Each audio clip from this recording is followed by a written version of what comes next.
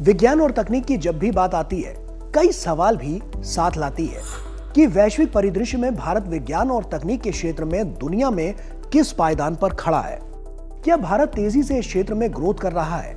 क्या भारत में भी उस तरह के इनोवेशंस और एक्सपेरिमेंट्स हो रहे हैं जैसे दुनिया के बाकी विकसित देशों में हो रहे हैं? इस तरह के कई सवाल हैं जो आपके मन में जरूर उठते होंगे। इन सवालों का जवाब आपको हम दें उससे पहले आपको यह बता दें कि हाल ही में भारत सरकार ने इमर्जिंग साइंस, टेक्नोलॉजी और इनोवेशन कॉन्क्लेव ESTIC 2025 से एक नए युग की शुरुआत कर दी है, जो कि विज्ञान और तकनीक के क्षेत्र में अनुसंधान और विकास के इकोसिस्टम को बढ़ावा देने के लिए एक गेम चेंजर साबित होगा। तो आइए साइंस स्पार्क के इस एपिसोड में हम भारत के विज्ञान और तकनीकी भविष्य के बारे में विस्तार से जानते हैं। पहला सवाल, क्या है ESTIC 2025 और कैसे मिलेगा इससे फायदा?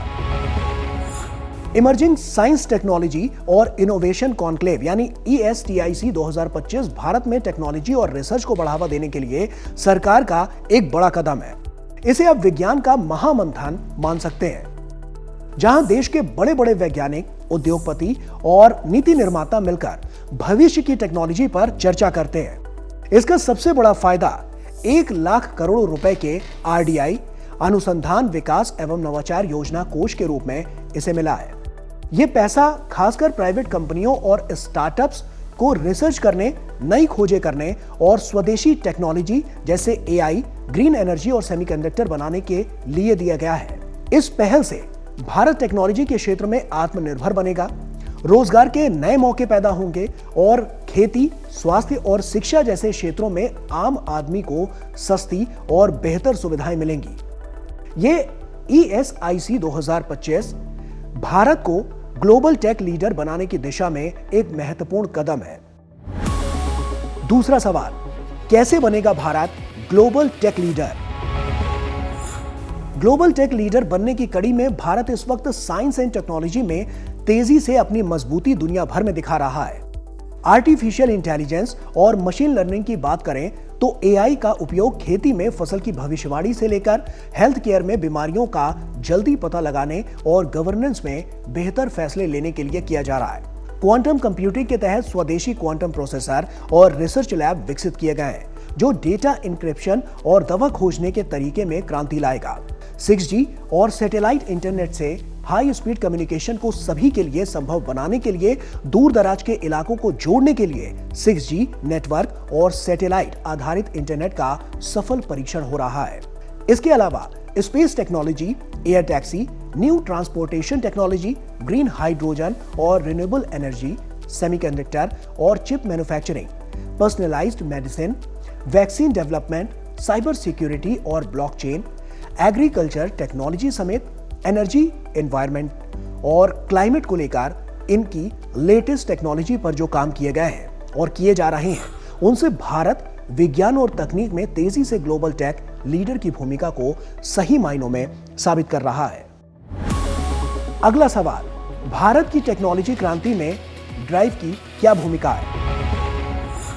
ड्राइव यानी Delhi research implementation and innovation Bharat की टेक्नोलॉजी क्रांति में एक पुल यानी कि ब्रिज की तरह काम करता है, जिसका मुख्य उद्देश्य रिसर्च को प्रयोगशालाओं से निकालकर आम आदमी की समस्याओं को हल करने के लिए इस्तेमाल करना है।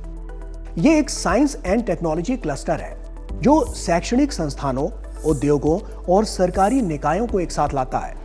ड्राइव का ध्यान सामाजिक चुनौतियों जैसे कि साफ ऊर्जा, स्वच्छ पानी, स्वास्थ्य सेवा और वायु प्रदूषण पर केंद्रित है। ये इन क्षेत्रों में सस्टेनेबल यानी कि टिकाऊ और रियल वर्ल्ड टेक्नोलॉजी समाधान बनाने के लिए पब्लिक प्राइवेट पार्टनरशिप को बढ़ावा देता है।